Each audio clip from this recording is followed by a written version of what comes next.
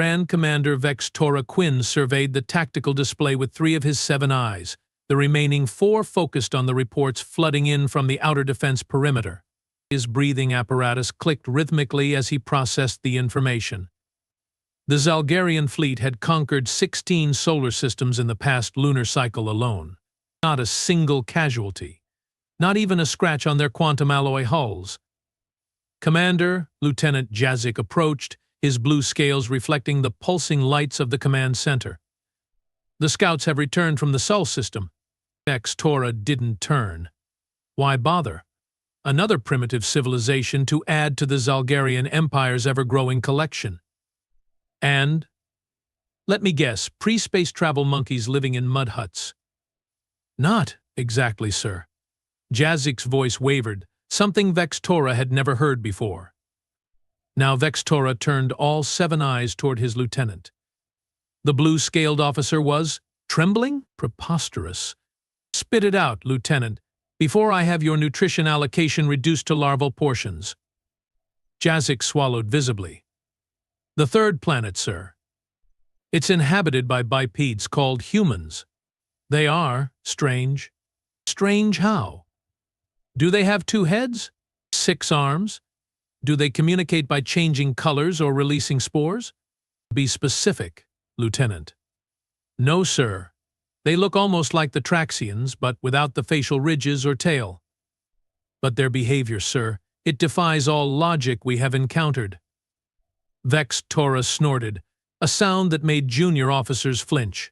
All species think they are special until they meet our obliterator cannons. Prepare the standard conquest protocol. Sir, Jazik persisted with respect, I think you should review the scout footage yourself. Vex Tora's middle eye twitched with annoyance. Fine.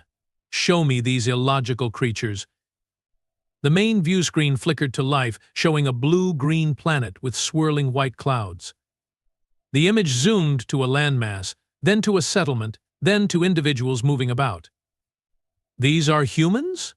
Vex Tora asked, unimpressed. They look soft. Vulnerable. Watch, sir. The footage shifted to a human dwelling. Inside, 2 humans faced each other, vocal sounds emanating from their mouth holes. Our translation matrix is picking up their language now, Jazik explained. Can't believe you forgot our anniversary again, Rick. The smaller human yelled. Come on, Tanya. I have been working 60-hour weeks. The Henderson Project is killing me. The taller one responded. The Henderson Project. The Henderson Project. That's all I hear about. What about us? Vex Tora blinked several times in succession. Are they engaging in pre-combat rituals? No, sir. According to our xenologists, they are married. It's a pair bonding arrangement. And they fight like this for recreation? Not exactly, sir. They. The footage jumped to another scene, humans in metal containers moving at high speeds on paved surfaces. What insanity is this? Vex Tora demanded. They are nearly colliding with each other. They call it rush hour traffic, sir. They do this every day. The footage jumped again. Humans were jumping off high platforms with only thin cords attached to their legs. Are they being executed? Vex Tora asked, genuinely confused. No, sir. They call it bungee jumping. They do it for fun. Vex Tora's breathing apparatus clicked faster. For fun? They risk termination for fun? Yes, sir. And there's more. More footage. Humans deliberately ingesting toxic substances that impaired their cognitive functions. Humans willingly exposing themselves to loud sonic waves that damaged their auditory organs. Humans watching simulated danger scenarios for entertainment. This makes no sense. Vex Tora slammed a clawed hand on the console. How has natural selection not eliminated them? Sir, there's one more thing you should see. The footage shifted to what appeared to be a conflict zone. Humans in various outfits were engaging in organized violence. Ah, now this I understand, Vex Tora said, relaxing slightly. Guerrilla warfare? No, sir. This is what they call sports. They simulate combat for entertainment. Tora's mandibles clicked in agitation. Are you telling me they practice warfare as a leisure activity? Yes, sir, and they have thousands of variations. The Grand Commander turned away from the screen, his exoskeleton plates shifting as he contemplated this information. What about their actual warfare capabilities? Jazik hesitated. That's the most concerning part, sir. They are remarkably efficient at killing each other. Show me. The screen displayed humans engaged in actual combat throughout their history. Primitive at first, then increasingly sophisticated. The final images showed their current military technology. Their propensity for violence is impressive, Vex Tora admitted reluctantly. But their technology is still primitive compared to ours. Yes, sir, but their rate of advancement is unprecedented. This footage spans just 300 planetary rotations. They went from primitive projectile weapons to rudimentary energy weapons in that time. Vex Tora's crest flattened against his skull, a sign of concern among his species. Recommendation, Lieutenant? The Xenology Department suggests caution, sir. Perhaps a diplomatic approach rather than immediate conquest. Diplomacy? Vex Tora bellowed, causing everyone in the command center to freeze. The Zalgarian fleet does not engage in diplomacy. We are conquerors. Of course, sir, Jazik backed away slightly. I was merely relaying the suggestion. Vex Tora paced the command deck, all 7 eyes blinking in different patterns as he processed this information. These humans, they are either the most foolish species we have encountered or what, sir? Or they are so accustomed to danger that they have incorporated it into their very culture. Vex Tora stopped pacing. No matter. We will proceed with standard conquest protocol. Prepare the first wave. Yes, sir. Deploying scout forces to their moon first, as per protocol. Good. Let's see how these humans respond to a real threat. Captain Mika Takahashi of the Lunar Defense Station Armstrong was having a perfectly ordinary Tuesday when all hell broke loose. Captain. Lieutenant Patel's voice crackled over the comm. Unidentified objects approaching from Sector 7. Mika sipped her coffee, her 4th of the shift, and sighed. Probably another satellite malfunction. Run diagnostics. Already did, Captain. These are definitely not ours. Moving too fast, too erratically. Mika set down her mug, suddenly alert. How many? 20, no 30, they keep appearing, sir. Sound general quarters. Get me Earth Command. The station's alarms blared as personnel rushed to battle stations. Mika strode to the command center, her mind racing through protocols that had, until now, been purely theoretical. Earth Command online, Captain, Communications Officer Dawson announced. Admiral Huang's face appeared on the main screen. Captain Takahashi, report. Admiral, we have multiple unidentified craft approaching the lunar base. They are not responding to hails, and their movement patterns are unlike anything in our database. Huang's expression remained neutral, but Mika saw his jaw tighten. First contact protocol is now in effect, Captain. Attempt communication on all frequencies. If they show hostile intent. Understood, sir. The connection ended, and Mika turned to her crew. You heard the Admiral. Let's try not to start humanity's first interstellar war, shall we? Captain. Weapons Officer Rivera's voice cut through the tension. They are deploying something on the lunar surface. The main screen showed small objects detaching from the larger craft, descending to the moon's surface about 2 kilometers from the base. Magnify, Mika ordered. The image zoomed in to show what appeared to be robots. Mechanical creatures with multiple limbs were setting up equipment on the lunar regolith. What the hell are they doing? Mika wondered aloud. Own Captain, but they are extending some kind of array, possibly communications or weapons. Mika made a decision. Lieutenant Kowalski, suit up a reconnaissance team. I want eyes on those things, but no engagement unless fired upon. Clear? Nuh. Crystal, Captain. As Kowalski's team prepared to depart, Mika continued watching the alien devices. But their movements were precise, efficient. Whatever these visitors were, they weren't novices at space operations. Dawson, any response to our hails? Nothing, Captain. We are broadcasting on all known frequencies, including mathematical sequences. Keep trying. They might not recognize our signals as communication. From the command deck of the Zalgarian vessel Inevitable Conquest, Vex Tora watched the deployment of the initial probe units with satisfaction. Sir, we have detected a structure on the planet's satellite, Jazik reported. It appears to be a primitive outpost. Any response to our presence? They are emitting various electromagnetic signals, sir, possibly attempts at communication. Vex Tora flicked a dismissive appendage. Ignore them. Continue with the setup of the gravitational disruptors. Sir, movement from the outpost.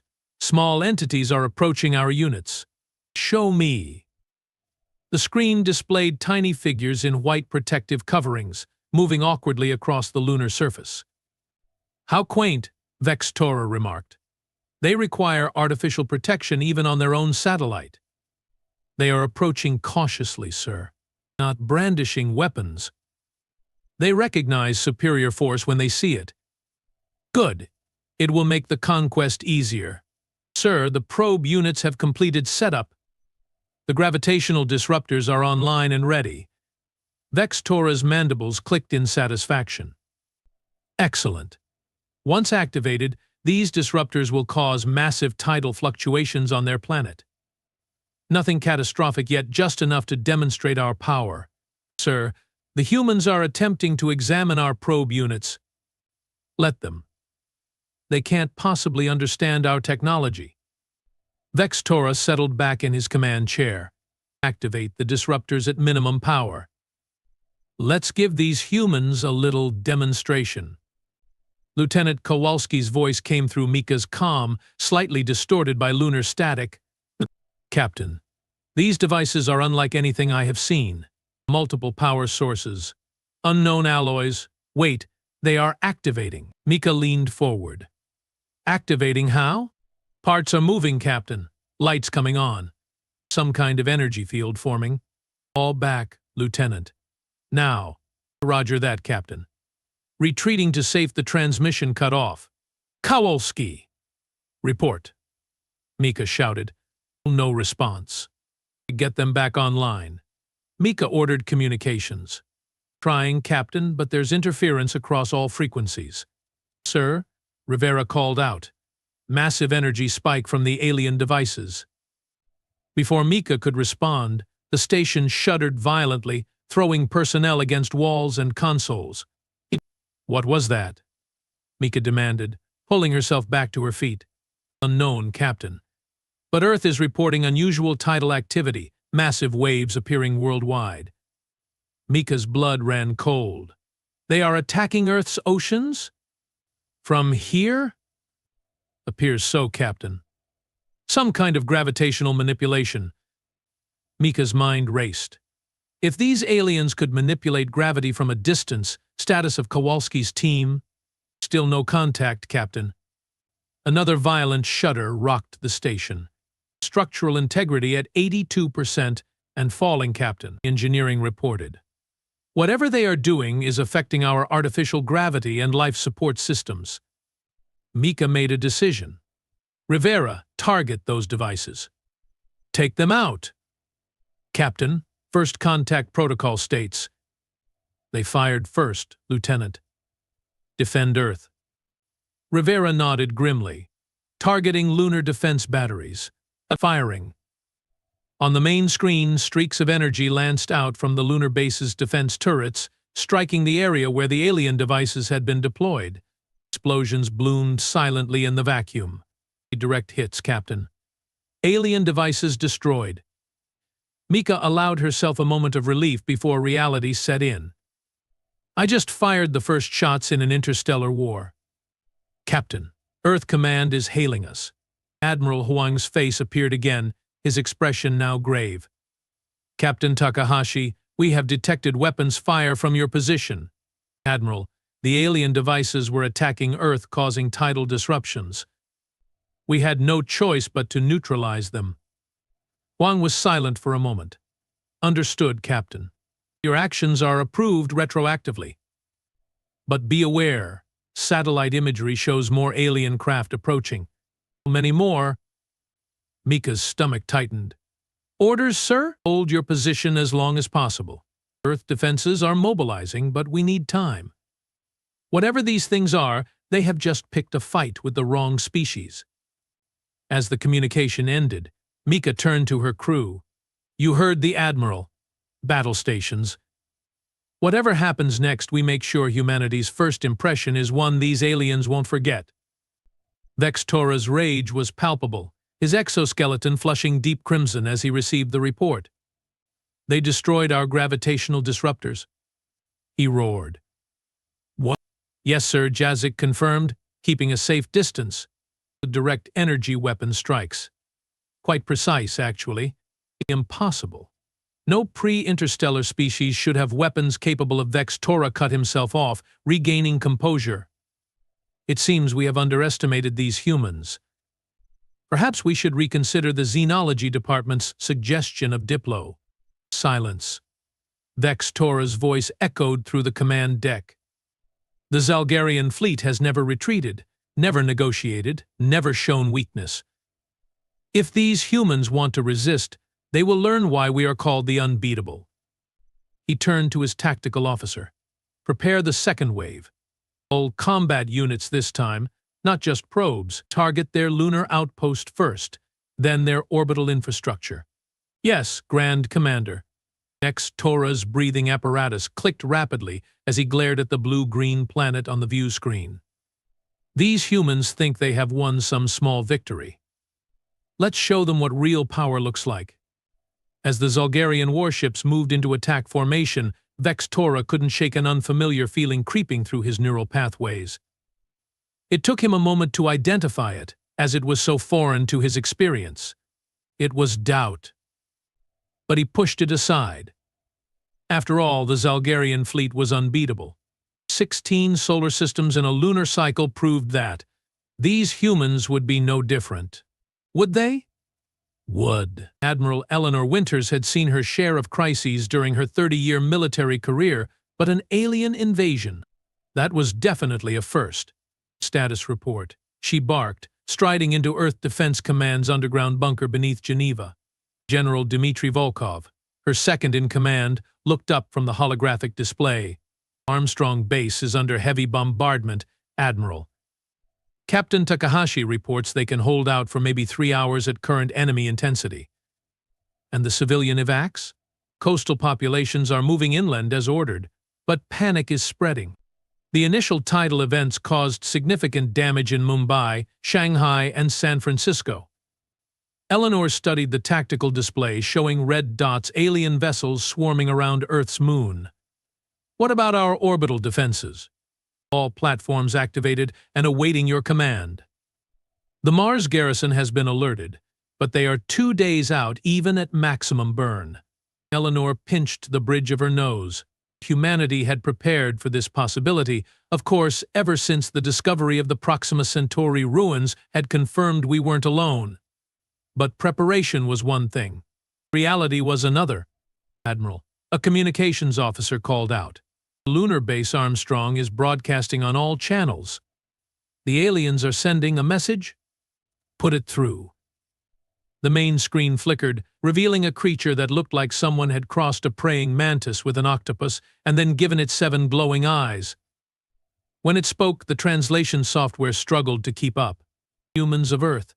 The creature's voice boomed through the speakers. I am Grand Commander Vextora Quinn of the Zalgarian fleet. Your pathetic resistance has been noted and will be punished. Surrender your world immediately, and your species may be permitted to live as servants of the Zalgarian Empire. You have 1 planetary rotation to comply. The transmission cut off abruptly. General Volkov snorted. Charming fellow. Eleanor's lips quirked in a humorless smile. A typical bully. Hit them once and they are shocked anyone would dare. Orders, Admiral. Eleanor straightened her uniform jacket. Send this response. Grand Commander Vex Tora Quinn of the Zalgarian Fleet, this is Admiral Eleanor Winters of Earth Defense Command. In response to your generous offer, we would like to cordially invite you to go fuck yourself. End transmission. The communications officer blinked, then grinned. Yes, Mom. Now, Eleanor turned to her assembled command staff. Let's show these seven-eyed squids what happens when you pick a fight with humanity. Vex Tora stared at the translation of the human response, his breathing apparatus clicking so rapidly it threatened to malfunction. They refused? He finally managed. And told us to, what does this phrase mean? Lieutenant Jazik cleared his throat uncomfortably. It's an anatomically impossible suggestion, sir. A grave insult in their culture. Vex Tora crushed the datapad in his clawed hand.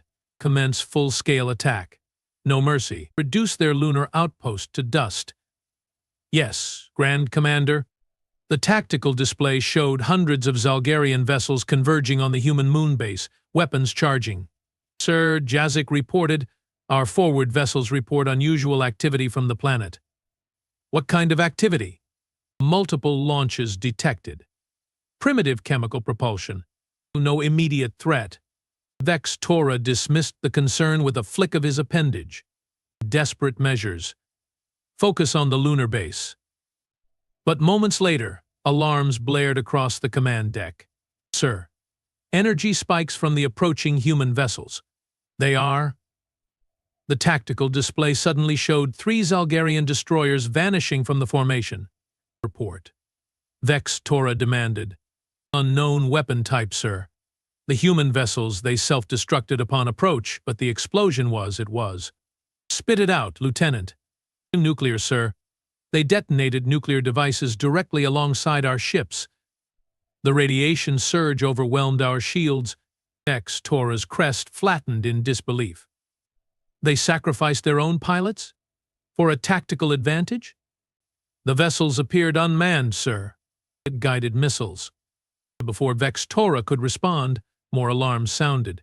Multiple targets emerging from the planet's atmosphere. Hundreds, no, thousands. The tactical display filled with new contacts as Earth unleashed its arsenal.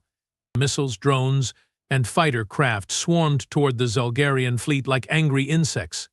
Reconfigure shields for nuclear detonation. Vex Tora ordered. Evasive pattern Delta 9.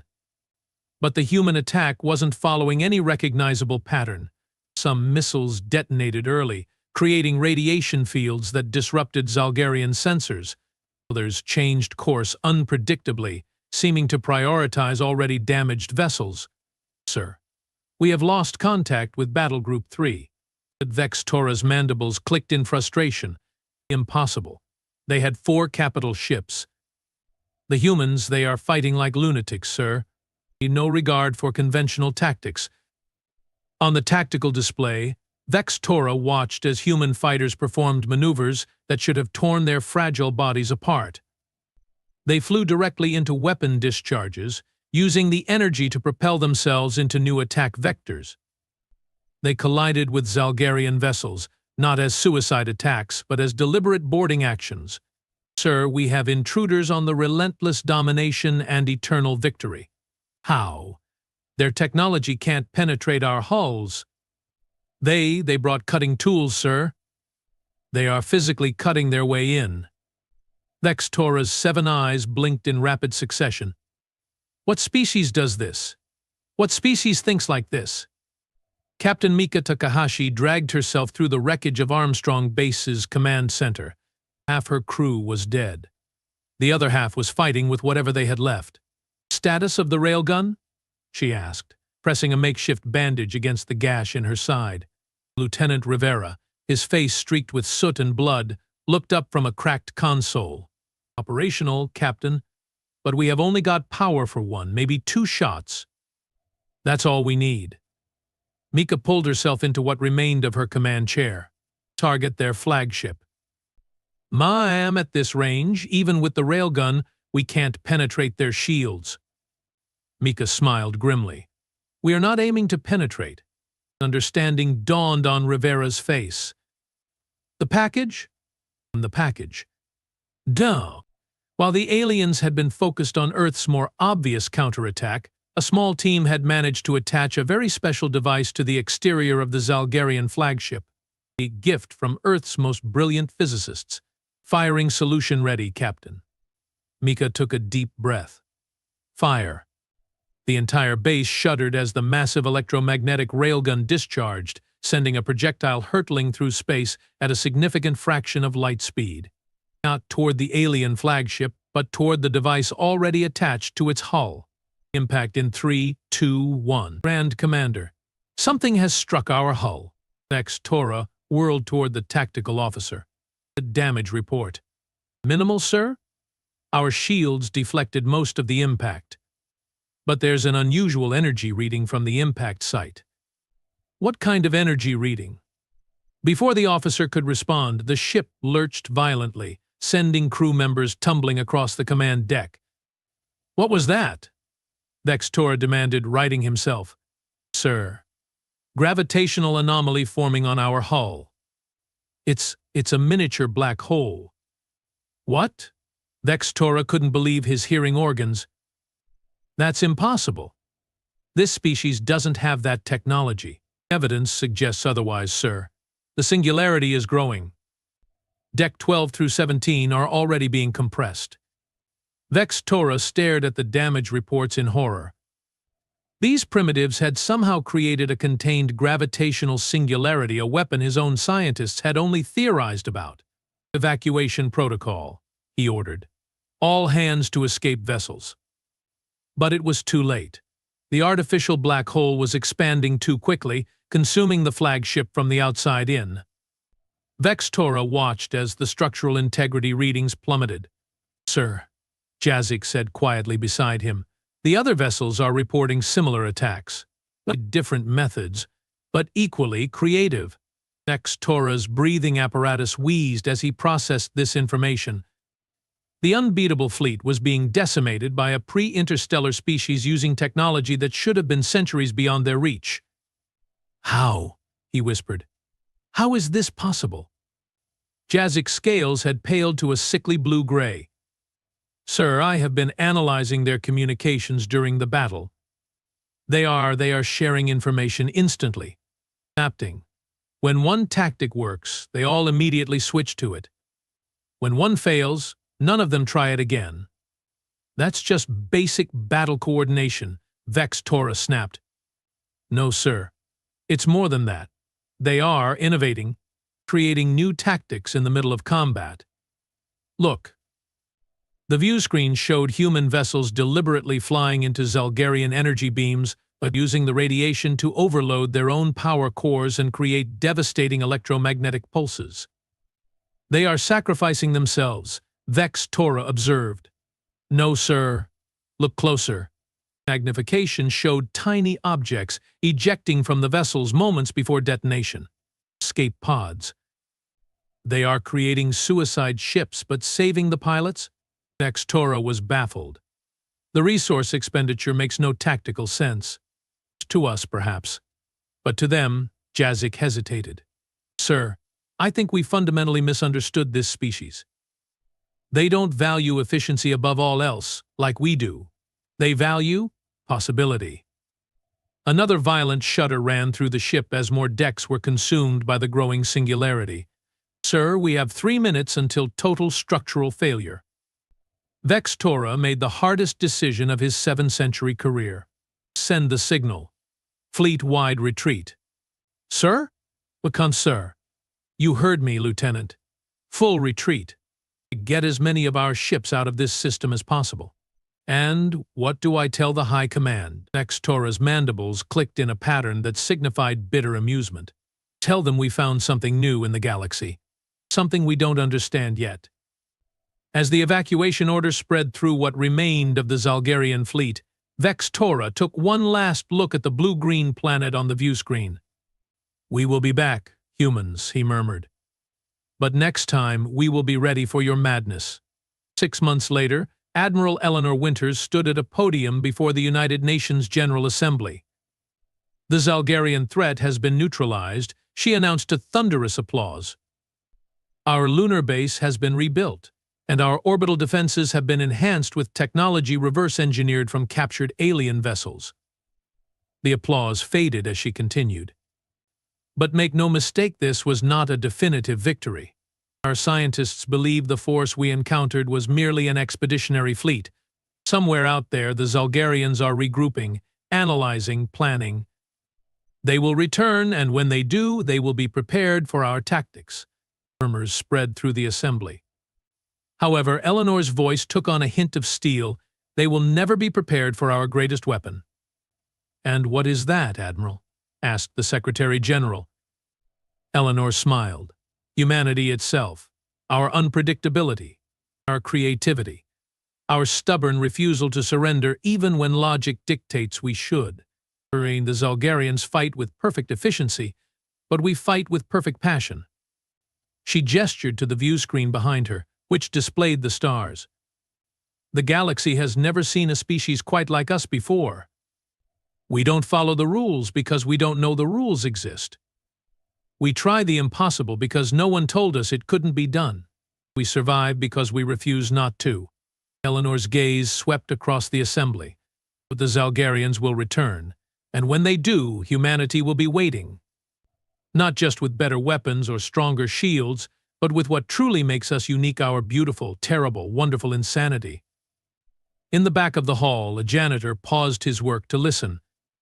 No one noticed his eyes, all 7 of them blinking in different patterns as he recorded the Admiral's words. Grand Observer Vextora, now demoted and disguised, had volunteered for the most dangerous mission in Zalgarian history, to understand humanity from within. He had expected to find weakness, strategic flaws, exploitable fear. Instead, he found himself becoming increasingly fascinated by these bizarre creatures. The way they laughed in the face of danger. The way they found joy in the strangest places. The way they turned defeat into victory through sheer refusal to accept the former. As Admiral Winters concluded her speech to resounding applause, Vextora returned to his menial labor, his mind racing with thoughts no Zalgarian had ever contemplated before. Perhaps the High Command was wrong. Perhaps these humans weren't a threat to be eliminated, but a miracle to be studied. Perhaps, just perhaps, the Unbeatable fleet had finally met its match, not because humans were stronger or smarter, but because they were something else entirely. Gloriously, magnificently unpredictable. And for the first time in his long life, Vextora felt something new stir within him, not the familiar contempt for lesser species, but something dangerously close to admiration. The Zalgarian Empire had conquered 16 solar systems through perfect efficiency and overwhelming force, but it had been defeated by a species that didn't even know the rules of interstellar warfare and therefore couldn't be bound by them. As Vextora pushed his cleaning cart down the hallway, a strange sound emerged from his breathing apparatus. It took him a moment to recognize it. He was laughing.